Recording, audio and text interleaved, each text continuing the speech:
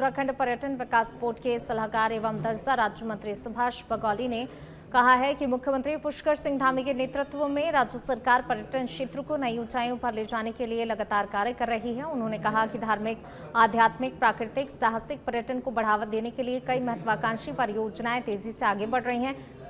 चंपावत जिले में कोलीढेग झील, एबट माउंट, श्यामलाल ताल साइंस सेंटर, मानस कॉरिडोर और बाणासुर किले क्षेत्र में प्रस्तावित पैराग्लाइडिंग जैसी योजनाएं पर्यटन को नई पहचान देंगी। उन्होंने विश्वास जताया इन प्रयासों से चंपावत प्रदेश का प्रमुख पर्यटन केंद्र बनकर उभरेगा। देखा जाए तो यहाँ का जो भी परिदृश्य है वो पर्यटन को लेकर ही है और हमारी जो सरकार है, माननीय मुख्यमंत्री धामी जी की जो सरकार है वो पर्यटन को बढ़ावा देने के लिए अब बहुत सारी योजनाएं उत्तराखंड के अंदर लागू कर रखी हैं। आपने देखा होगा कि हमारे जो देश के प्रधानमंत्री मोदी जी हैं वो भी उत्तराखंड के पर्यटन को लेकर बहुत सजग रहते हैं। वो कभी केदारनाथ में आ जाते हैं, कभी आदि कैलाश में आ जाते हैं और देश के जनता से आह्वान करते हैं कि आप उत्तराखंड आइए। आप केवल ग्रीष्मकालीन के पर्यटक बन के ही नहीं, आप जो है शीतकालीन में भी इस उत्तराखंड में आइए तो निश्चित रूप से हमारे लिए सौभाग्य की बात है। और जो हमारी योजनाएं चल रही हैं, हमारा जो अभी चार धाम यात्रा का है उसमें पूरे देश से नहीं पूरी दुनिया के लोग वहां पर आ रहे हैं, तो उस यात्रा को सुलभ और सरल हमारी सरकार ने बनाया है। आदि कैलाश में जो दिनों दिन हमारा पर्यटक बढ़ रहा है उसके लिए जो ऑल वेदर की रोड है वो हमें बहुत अच्छा सहयोग कर रही है कि भाई यात्रियों को सुलभ साधनों से यहाँ पर पहुँच जा रहे हैं। और जो हेलीपोर्ट हमारी सरकार ने बनाए हैं जगह जगह, चंपावत में बने हैं, पिथौरागढ़ में बने हैं, ऐसे मुनस्यारी, धारचूला तक हमारे हेलीपोर्ट बने हुए हैं। तो धामी सरकार ने भी इसको पर्यटन की दृष्टि से लिया है कि भाई पर्यटक इस उत्तराखंड। पंतनगर कृषि एवं प्रौद्योगिकी विश्वविद्यालय में केंद्रीय कृषि मंत्री शिवराज सिंह चौहान और मुख्यमंत्री पुष्कर सिंह धामी ने पौधारोपण कर पर्यावरण संरक्षण, हरित भविष्य का संदेश दिया। दोनों नेताओं ने विश्वविद्यालय के संग्रहालय का निरीक्षण कर कृषि अनुसंधान, नवाचार, विभिन्न परियोजनाओं की जानकारी ली। विश्वविद्यालय प्रशासन ने उनका स्वागत करते हुए संस्थान की उपलब्धियों से अवगत कराया। इस दौरान कृषि विकास, पर्यावरण संरक्षण, किसानों के हितों से जुड़े विषयों पर चर्चा हुई। पंतनगर कार्यक्रम के बाद दोनों नेता रुद्रपुर के गांधी पार्क पहुंचेंगे, जहां पर आयोजित जनसभा को संबोधित करेंगे। कार्यक्रम को लेकर प्रशासन ने सुरक्षा और अन्य व्यवस्थाएं पूरी कर ली हैं।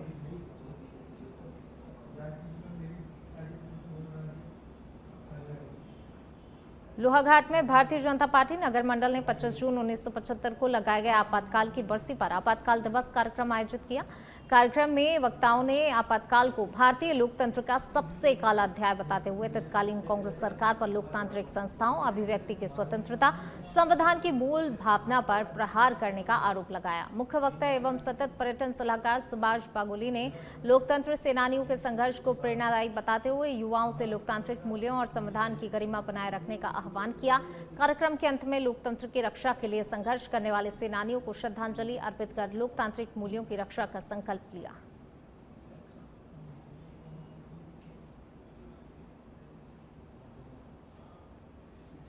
रुद्रपुर में मोहर्रम पर्व को लेकर महापौर विकास शर्मा ने शांति, सौहार्द और कानून व्यवस्था बनाए रखने की अपील की है। उन्होंने कहा कि मोहर्रम गम और श्रद्धा का पर्व है, इसलिए इसे पूरी मर्यादा और अनुशासन के साथ मनाया जाना चाहिए। महापौर ने स्पष्ट किया, धार्मिक आयोजन की आड़ में किसी भी तरह का शक्ति प्रदर्शन, हथियारों का प्रदर्शन या फिर माहौल बिगाड़ने की कोशिश बर्दाश्त नहीं की जाएगी। उन्होंने ताजिया कमेटियों से प्रशासन द्वारा निर्धारित रूट और नियमों का पालन करने की अपील की है और ताजियों की ऊंचाई को लेकर भी सावधानी बरतने को कहा गया है। साथ ही नगर निगम द्वारा जुलूस मार्गों पर आवश्यक व्यवस्थाएं सुनिश्चित करने की बात कही। मुसलमानों का पवित्र त्यौहार मुहर्रम 26 तारीख को है।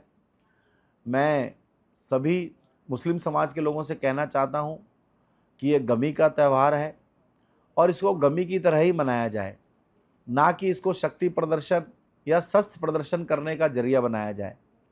मैं सबसे कहना चाहता हूं कि वो निर्धारित रूट से ही तजिए को निकालें और इसकी हाइट भी लिमिटेड होनी चाहिए ताकि कहीं बिजली की तारों में छूकर कोई घटना ना हो और किसी प्रकार की सड़कों को जाम ना करें।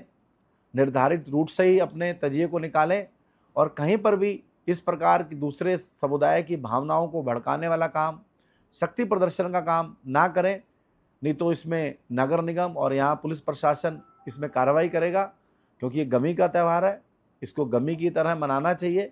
हम सब आप लोगों के साथ हैं, लेकिन त्यौहार की तरह मनाएं और किसी प्रकार की समस्या किसी अन्य लोगों को, यात्रियों को सड़क पर जाम करने में इस प्रकार से नहीं आनी चाहिए। इसलिए नगर निगम ने सारी तैयारियां अपनी पूर्ण कर ली हैं। इसकी पूरी निगरानी करेंगे। जो भी जिस प्रकार की अगर कोई भी गलत काम करेगा तो उस पर नगर निगम। मोहर्रम पर्व के मद्देनजर गदरपुर थाना परिसर में अमन कमेटी की बैठक आयोजित की गई। बैठक में पुलिस प्रशासन, विभिन्न विभागों के अधिकारी, जनप्रतिनिधि, गणमान्य नागरिक मौजूद रहे। इस दौरान सभी से त्योहार को आपसी सौहार्द, भाईचारे और शांति के साथ मनाने की अपील की गई। पुलिस क्षेत्र अधिकारी बासपुर ने कहा कि प्रशासन शांतिपूर्ण आयोजन के लिए पूरी तरह तैयार है। संबंधित विभागों को विद्युत व्यवस्था, सड़क मरम्मत, साफ सफाई जैसी मूलभूत सुविधाएं दुरुस्त रखने के निर्देश दिए गए हैं। वहीं समाज सेवी शफाकत अली मंसूरी ने बताया कि 26 तारीख को ताज़िया जुलूस निकलेगा। सभी से प्रशासन का सहयोग करते हुए शांतिपूर्ण माहौल बनाए रखने की अपील की।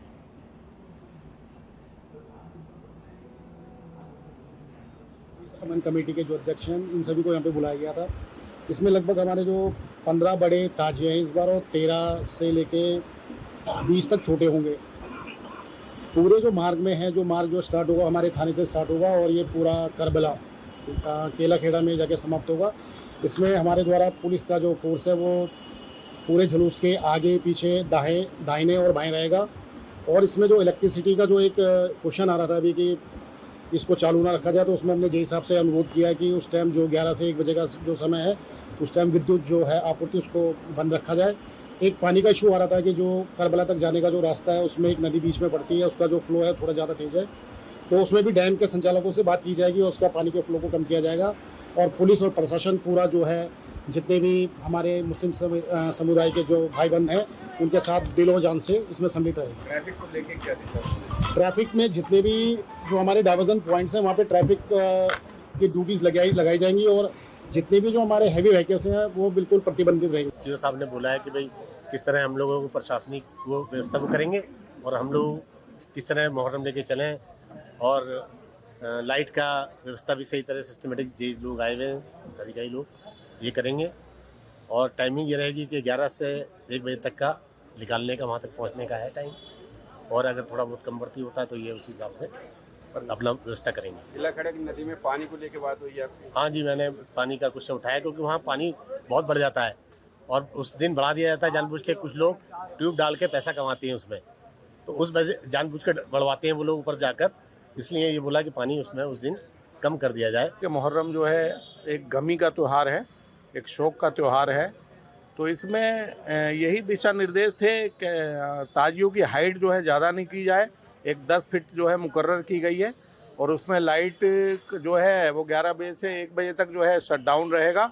और पुलिस की व्यवस्था जो है, पुलिस जो है साथ साथ जुलूस के रहेगी। बस यही हमारी मांग थी और वहाँ केला खेड़ा में जाकर उन्हें जो है वो संपन्न हो जाता है जुलूस। तो मेरा निवेदन यही है, जो नौजवान तबका है, कि वो मोटरसाइकिल पे कोई भी खुले साइलेंसर वाली मोटरसाइकिल या कोई भी स्टंट टाइप का ना करें।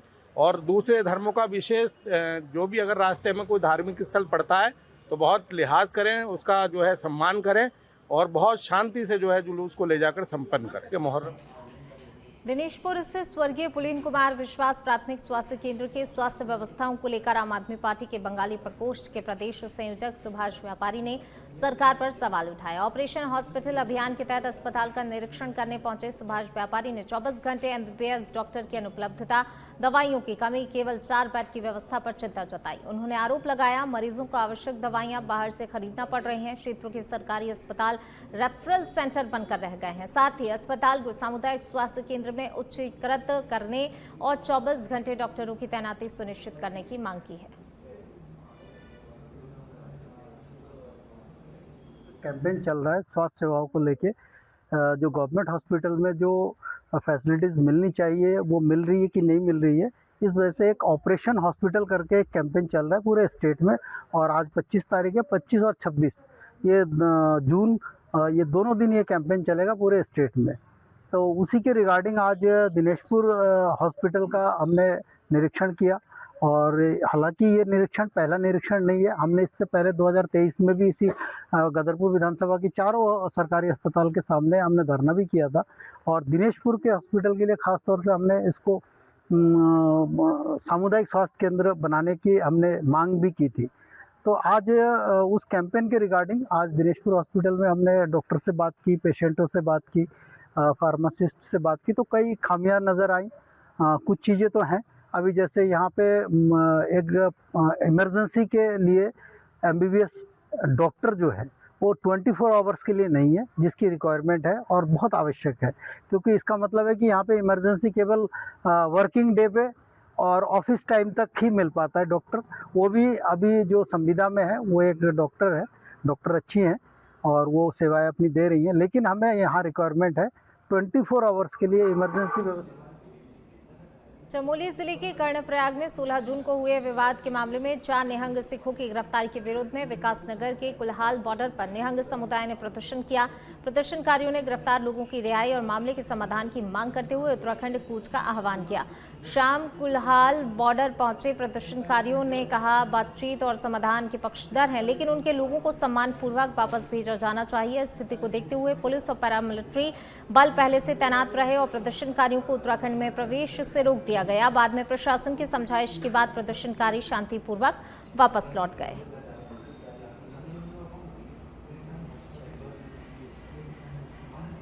लड़ाई नहीं करना चाहते, हम प्यार बढ़ाना चाहते हैं। गलती उनकी तरफ से भी हुई, हमारी तरफ से नहीं हुई, पर फिर भी हम मानते हैं गलती। हम उन सिंगों की तरफ से माफी मांगते हैं। कॉम्प्रोमाइज करके इस चीज को खत्म किया जाए।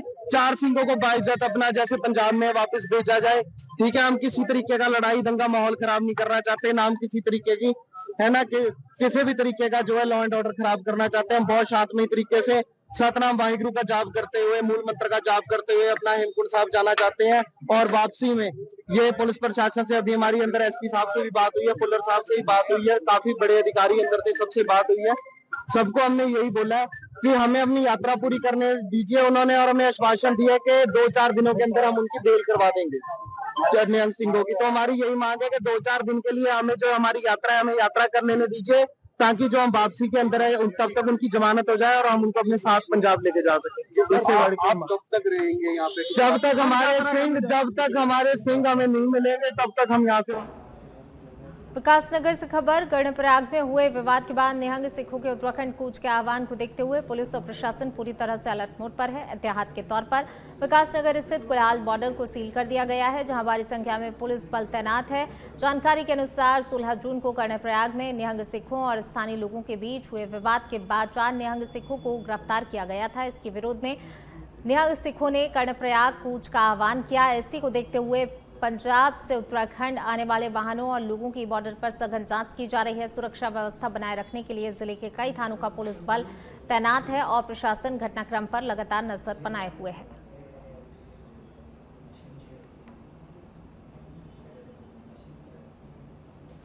विकासनगर से बड़ी अपडेट सामने आई है। हिमाचल प्रदेश और उत्तराखंड को जोड़ने वाला कुल्हाल बॉर्डर फिलहाल पूरी तरह सील कर दिया गया है। सुरक्षा के मद्देनजर पुलिस प्रशासन ने सीमा पर कड़े इंतजाम किए हैं। पूरे क्षेत्र में सघन निगरानी रखी जा रही है। बॉर्डर पर स्थित पुल पर वाहनों की लंबी कतार लग गई है, जिससे आवागमन प्रभावित हुआ है। पुलिस बल पूरी मुस्तैदी के साथ तैनात है और आने जाने वाले प्रत्येक वाहन की जांच की जा रही है। प्रशासन हालात पर नजर बनाए हुए है। सुरक्षा व्यवस्था को लेकर किसी भी तरह की ढिलाई नहीं बरती जा रही है।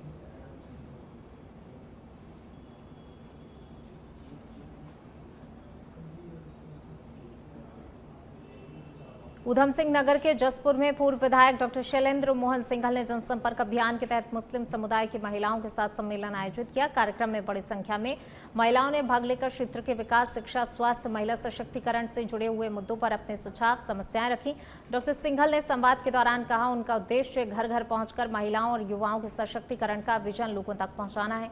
उन्होंने युवाओं के कौशल विकास, बेहतर रोजगार के अवसर, बच्चों के सर्वांगीण विकास पर जोर दिया। इसके साथ ही उन्होंने कहा, निजी संसाधनों से बनाए गए स्टेडियम के माध्यम से भी युवाओं को आगे बढ़ाने का प्रयास किया जा रहा है।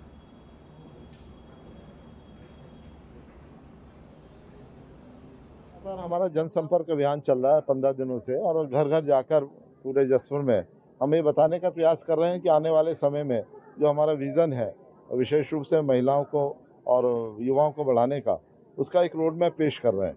तो आज इन महिलाओं ने अपना ये एक विचार बनाया कि मुझे यहाँ बुलाएंगी मीटिंग में, अपने विचार रखेंगी, हमारे विचार सुनेंगी और एक स्वागत करेंगी। उसी क्रम में बड़ी संख्या में मुस्लिम महिलाएं आज यहाँ एकत्रित हुई हैं और उन्होंने अपनी बातें बड़े बेबाक तरीके से रखी, हमारी बातें सुनी और आगे के लिए उन्होंने अपना मन जो भी बनाएंगी, तो उनका, क्योंकि मतदाता जो होता है वो अपने आप में इंडिपेंडेंट है, स्वतंत्र है, पर जिस तरह से एक भाव उनके आए हैं वो बहुत अच्छे भाव आए हैं और हमें उम्मीद है कि आने वाले समय में जसपुर में बदलाव होने जा रहा है, एक सकारात्मक बदलाव होने जा रहा है और एक ऐसा बदलाव जो जसपुर को आगे बढ़ाएगा। अब मुद्दे तो मेनली ये हमारे युवाओं को सशक्तिकरण का, क्योंकि अगर एक बच्चा जो है उसे कहीं ना कहीं रोजगार, अच्छा रोजगार मिल जाता है तो पूरा परिवार संवर जाता है। एक बिटिया अगर आगे बढ़ जाती है, अच्छा पढ़ लिख लेती है, अच्छे परिवार में जाती है तो पूरा परिवार संभल जाता है। चंपावत कलेक्ट्रेट सभागार में जिलाधिकारी मनीष कुमार की अध्यक्षता में आयोजित जनता मिलन कार्यक्रम में आमजन की समस्याओं की सुनवाई की गई। कार्यक्रम में 62 शिकायतें प्राप्त हुई, जिनमें से अधिकांश का मौके पर समाधान कर दिया गया, जबकि शेष मामलों के त्वरित निस्तारण के लिए संबंधित विभागों को निर्देश दिए गए। पेयजल, बिजली, पेंशन, सड़क, प्रधानमंत्री आवास योजना, आयुष्मान कार्ड और समाज कल्याण से जुड़े मामले प्रमुख रहे। जिलाधिकारी ने अधिकारियों को स्पष्ट निर्देश दिए, जनहित के मामलों में किसी प्रकार की लापरवाही बर्दाश्त नहीं की जाएगी। साथ ही सभी शिकायतों का समयबद्ध, गुणवत्तापूर्ण समाधान सुनिश्चित करने पर जोर दिया। मुख्यमंत्री जी के दिशा निर्देशों के क्रम में प्रत्येक सप्ताह जो जनता दर्शन है उसका यहाँ पे क्रियान्वयन किया जाता है। इस सप्ताह का जो जनता दर्शन था वो योग दिवस और जो सचिव महोदय थी उनका पर्यवेक्षण के तहत उसका समय जो है हम लोगों ने आज बुधवार को रखा था। कुल आज 62 विभिन्न जो है मांगे और जो डिमांड्स हैं वो लोगों के द्वारा प्रस्तुत की गई। जो अधिकतर पत्र हमारे पास आए हैं उसमें कुछ में पेंशन जो है वो चालू करने के संबंध में था, कुछ में जो ज़मीन है उनमें ज़मीन का सीमांकन, ज़मीन की नपाई के लिए जो विषय है वो सामने आए थे। कुछ में जो खेल मैदान है उनका निर्माण होना और खेल मैदानों को तत्काल रूप से सुपुर्द करना। जो टनकपुर पूर्णागिरी क्षेत्र है वहाँ से जो भजनपुर इलाका है वहाँ पे सड़क का जो है निर्माण के लिए है आग्रह जो था वो आया था। इसी प्रकार भिंगराड़ा में जो है पिरूल ब्रिकेट में बहुत अच्छा काम हो रहा है। पिरूल चंपावत पुलिस ने 24 घंटे के भीतर बड़ी सफलता हासिल करते हुए सोना चांदी लेकर फरार 2 आभूषण कारीगरों को दिल्ली एयरपोर्ट के पास से गिरफ्तार कर लिया। पुलिस को आशंका थी आरोपी देश छोड़कर फरार होने की तैयारी में थे, जिसके बाद तकनीकी विश्लेषण, मैनुअल इंटेलिजेंस के आधार पर उन्हें दबोच लिया। दोनों आरोपियों के कब्जे से 400 ग्राम चांदी बरामद हुई। पुलिस अधीक्षक रेखा यादव के निर्देशन में गठित विशेष टीम ने त्वरित कार्रवाई करते हुए मामले का खुलासा किया। पुलिस ने आरोपियों के खिलाफ वैधानिक कार्रवाई शुरू कर न्यायालय में पेश करने की प्रक्रिया पूरी की।